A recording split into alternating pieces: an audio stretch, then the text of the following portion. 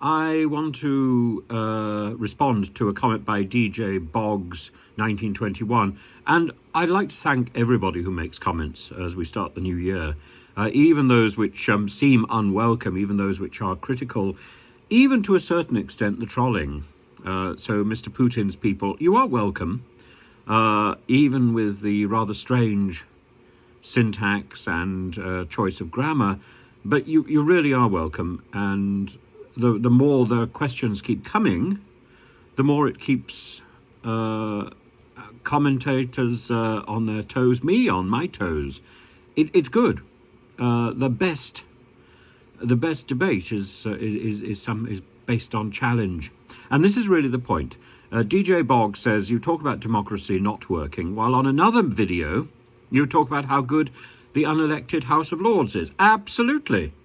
And what you're going to do there is say, you're so inconsistent. Yes, I am.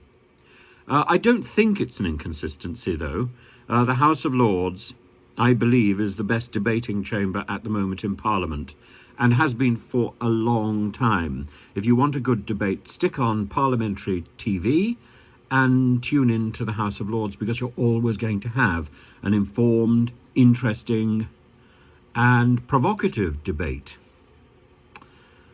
The House of Commons, what you're going to hear at the moment is a lot of sloganising, a lot of questions that don't get proper answers, a lot of evasion, a lot of abuse, frankly. It doesn't give a good impression, and it's at its worst in Prime Minister's questions. So I deeply applaud the House of Lords for what it does. And sometimes I think, oh my goodness, the House of Lords, maybe we should look at the committee rooms to get a better quality of debate, but that isn't the case. Sometimes there's a better quality of question, but I'm afraid the debate and the answers are not as good.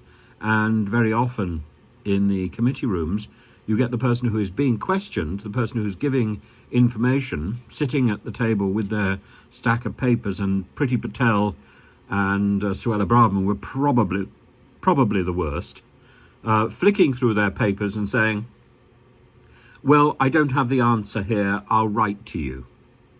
The whole point about being a briefed minister is that you do have the answer, and you're expected to have the answer, and that's the job. And if you can't do the job, get out of the position.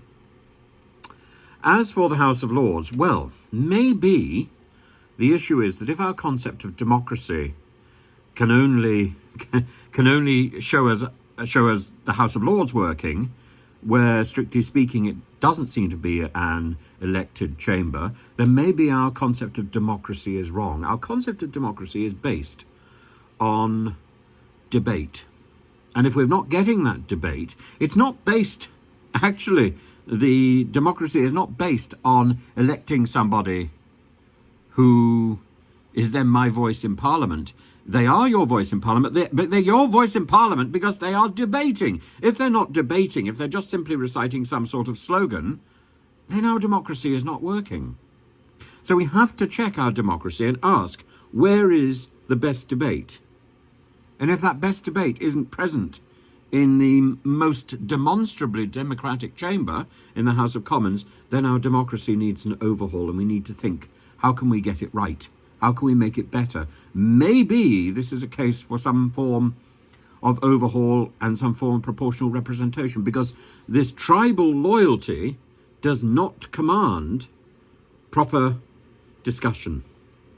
And that is the problem, and that is why I'm quite happy to be for it to be flagged up that I seem to be inconsistent. I don't think I am. I'm just answering different questions.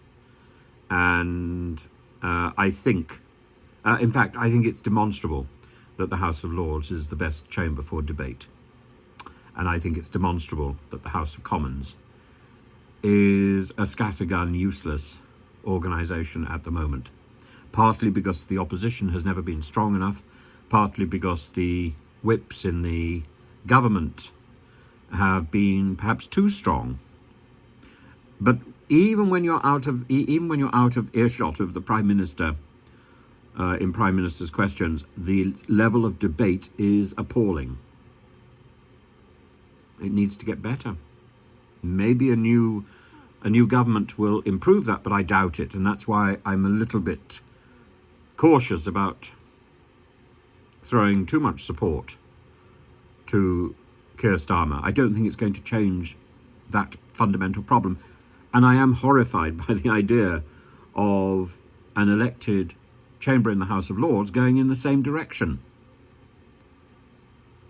We need to find a way in which we can have informed debate without everybody looking over their shoulder about when their next election is coming, because they have no alternative except to sit in the House of Commons, except to get that pay packet. They'll be out on the street, and nobody's doing very much about homelessness, so they are terrified, and with good reason, because basically they are useless in any other form of work.